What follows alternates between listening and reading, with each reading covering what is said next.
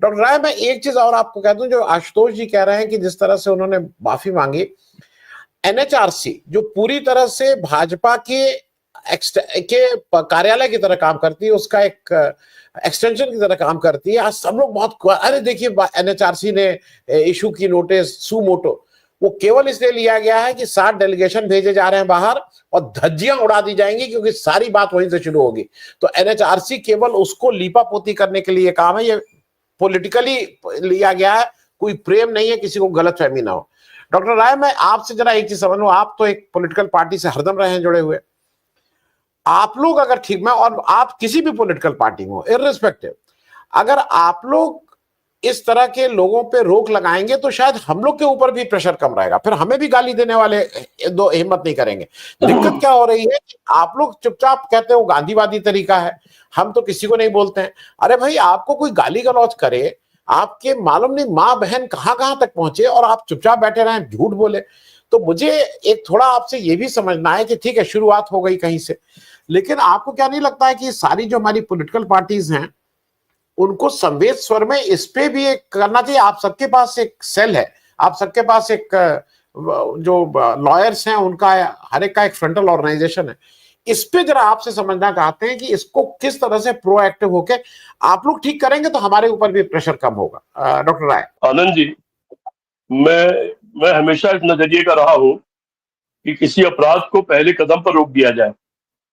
मैं बीच में 4-5 साल, आपको पता है, राजनीति में बिल्कुल नहीं था। मुलायम सिंह के साथ था लेकिन पार्टी में नहीं था और एक तटस्थ रूप से काम कर रहा था। कांग्रेस पार्टी में तो अभी साल भर से, करीब 7-7 साल से ज्वाइन किया मैंने, और वो भी मैं आमतौर पर निष्पक्ष ही रहता हूँ। फिर भी आप लोग जब टीवी पर रहता हूँ तो आमतौर पर पार्टी लाइन छोड़ देता हूँ। आनंद जी, अभी नहीं बल्कि काफी समय से मैं लगातार कांग्रेस पार्टी के वो तमाम नेता जिनसे मेरा परिचय था, उन लोगों को मैं कहता रहा, क्योंकि हम लोग बहुत सारे व्हाट्सएप ग्रुप में जुड़े रहते हैं। वो कॉलोनी का व्हाट्सएप ग्रुप हो, वो किसी समाज का व्हाट्सएप ग्रुप हो, जातियों के व्हाट्सएप ग्रुप है और तमाम तरह के बने हुए हैं। उन सारे व्हाट्सएप ग्रुप में आरएसएस को मुफ्त के कार्यकर्ता मिले हुए हैं। आरएसएस कोई एक चीज चलाता है और उसकी शाखा के माध्यम से वो फैलता है और लाखों व्हाट्सएप ग्रुप में वो फैल जाता है और रोज तमाम तरह की चीजें उसकी गढ़ी जाती हैं। आपने अपने प्रोमो में शुरू में ही कहा कि नेहरू जी का उनकी बहन के साथ, उनकी भांजी के साथ फोटो लगा करके और तमाम भद्दी बातें कही जाती हैं। गांधी जी के बारे में इस तरह के तमाम प्रचार हैं और बहुत सारे देश विरोधी प्रचार,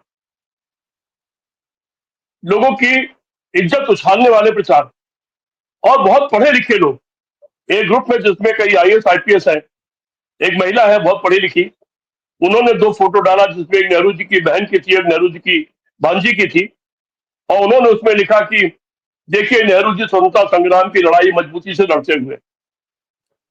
तो इतने भद्दे भद्दे लोग लिखते हैं, मुझे उस पर टोकना पड़ा और कहना पड़ा कि उनकी बहन और ये उनकी भांजी है, तो फिर वो भाग खड़ी हुई। वो मैं कांग्रेस पार्टी के तमाम नेताओं से अपने लगातार कहता रहा, जब जब मुलाकात होती रही, तमाम लोगों से व्यक्तिगत संबंध है मेरे, कि आप लोग मुकदमे कायम करना शुरू कर दीजिए और 50,000, 1 लाख, 2 लाख, 3 लाख मुकदमे कायम कर दीजिए। जिसने उत्तर प्रदेश में कुछ ऐसा लिखा या पढ़ा, उसके खिलाफ कर्नाटक में कर दीजिए, कर्नाटक वाले के खिलाफ राजस्थान में कर दीजिए।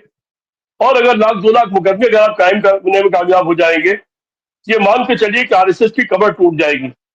आरएसएस को जो मुफ्त के कार्यकर्ता मिले हुए हैं, ये व्हाट्सएप बाज, व्हाट्सएप पे शेयर करने वाले लोग, फॉरवर्ड करने वाले लोग, ये सारे के सारे, आपने ठीक कहा कि बड़े डरपोक लोग हैं और ये एकदम भाग खड़े होंगे। अगर ये कर दिया जाए सचमुच, तो आप देखेंगे कि आरएसएस की 2/3 आरएसएस का काम खत्म हो जाएगा। आरएसएस जितनी जमीन पर, उससे अधिक हवा हवाई है और इन सब चीजों के सहारे चल रही है। लेकिन ये बात सुनी नहीं गई। फिर आपने वही सवाल उठाया कि करते क्यों नहीं है। मुझे लगता है कि ये पार्टियां जो है, जिसका आप नाम दे रहे हैं, ये ब्यूरोक्रेटिक टाइप पार्टी, कोई आदेश ऊपर से चलता है कि आज ये जन्मदिन मनाना है तो मना लो, कोई आदेश ऊपर से चलता है कि आज कलेक्ट्री में एक ज्ञापन दे दो तो दे दो, और बाकी फिर भूल जाओ, बाकी कोई काम मत करो। आका लोग जितना काम कह दे उतना सिर्फ करो, बाकी कुछ मत करो। अगर एक कमरे में बगल वाले में आग लग जाए तो उसके ठीक बगल वाले कमरे वाला उस आग को इसलिए नहीं बुझाएगा कि वो कमरा मेरा नहीं है, कुछ इस तरह से चलने वाली ये सब पार्टियां हैं, और इस तरह से चलने के कारण इन पार्टियों को बहुत नुकसान भी उठाना पड़ रहा है। निश्चित तौर पर यह बड़ा शर्मनाक है। अर्णब गोस्वामी के एक शो में था, अब तो मैं बहुत दिन से नहीं जाता हूँ, एक शो में था, ऐसी कोई बात हो गई थी। अचानक मैंने कहा कि अर्णब, तुम तो एक कर्नल के बेटे हो, लेकिन क्या तुमने भारत देश के खिलाफ कोई सुपारी ले लिया है क्या?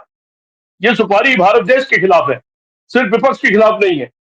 क्योंकि शो ऑनलाइन वो चल रहा था, एयर हो रहा था उस वक्त, हम लोग ऑनलाइन थे, और शो अचानक हम लोग हड़बड़ा गए। उनको समझ नहीं आया कि मेरा क्या जवाब दें। फिर बहुत देर बाद, 2-3 दौर के बाद उनको जवाब कुछ सूझा तो उन्होंने कुछ जवाब दिया, मुझे काउंटर करने की कोशिश की। ये सारे के सारे लोग पत्रकारिता के नाम पर कलंक है।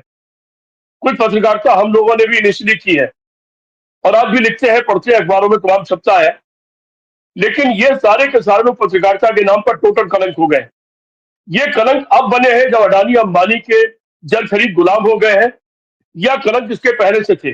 यही अर्णब गोस्वामी थे कि जब ये इन लोगों के जल खरीद गुलाम नहीं थे, तो इनकी अच्छी पत्रकारिता भी हमने देखी है। आशुतोष जी ने उसका शायद जिक्र भी किया। अच्छी पत्रकारिता का इनका भी देखा है, अच्छे सवाल पूछते हुए भी देखा है। फिर ये फर्क क्यों आया? सिर्फ अडानी अंबानी की गुलामी की वजह से, या किस वजह से? ये एक सोचने का सवाल है। जहां तक भारतीय जनता पार्टी, उनके कर्मों का, उनके विचारों का सवाल है, मैं तो उसको बिना पढ़े लिखे गवारों की पार्टी कहता हूं, और ऐसी सांस्कृतिक पार्टी कहता हूं, भारत की संस्कृति और सभ्यता में विश्वास करने वाली, जिसकी जब मजबूत सरकार बहुमत के साथ आई, तो उसको इस देश के अंदर दो सबसे बड़ी समस्याएं नजर आई। सबसे पहले इसने वो दोनों काम किया। एक समस्या यह नजर आई कि होमोसेक्सुअल अगर कोई नहीं है, उसको अपराध नहीं माना जाना चाहिए।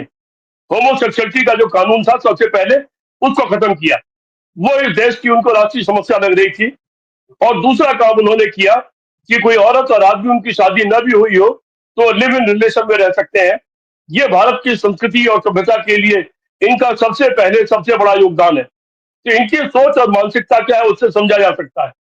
इस वक्त सड़कों पर जगह जगह एक फौजी ड्रेस में एक भारतीय जनता पार्टी के नेता, जो अपने को देश का नेता कहते हैं, उनकी फोटो जगह जगह लगी हुई है, और ऊपर लिखा हुआ सिंदूर। तो ये कितने घटिया लोग हैं, कितने दो कौड़ी के लोग हैं कि उधर पुलवामा में गोलियां चल रही, उधर लोगों के चिथड़े उड़े हुए थे, लोग शहीद हो रहे थे, और एक सज्जन उस वक्त अपने जंगल में अपनी फोटोग्राफी करा रहे थे।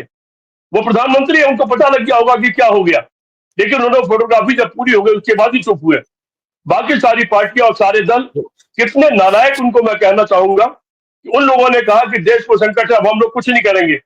लेकिन ये भारतीय जनता पार्टी के लोग कितने लायक हैं कि अगले दिन सुबह से ही राजनीति और चुनाव प्रचार में लग गए, और बाकी लोग नालायक है कि उन लोगों ने कहा कि हम लोग कुछ नहीं करेंगे, देश अभी संकट में है, देश अभी शोक में है। तो ये लायक और नालायक की बड़ी नई परिभाषा है आनंद जी। हद से हम जैसे लोग बड़े दुखी हैं। ये लड़ाई अगर मजबूती से लड़ाई गई होती, अगर जो 4-5 साल से मैं कह रहा था कि मुकदमे कायम करना शुरू करिए, 1,00,000-2 लाख मुकदमे कायम कर दीजिए, तो इससे निजात मिल गई होती। और इससे नहीं तो मेरी बड़ी लड़ाई आरएसएस के साथ रहती है, आरएसएस की कमर जरूर टूट गई होती। और बाकी मीडिया के बारे में तो जो आशुतोष जी ने कहा, वो अपनी जगह 100% सही है, लेकिन जो मैंने सवाल उठाया है, वो सवाल भी अपनी जगह है कि ये मीडिया बदली कैसे है और ये बदलेगी कैसे। जी आनंद जी।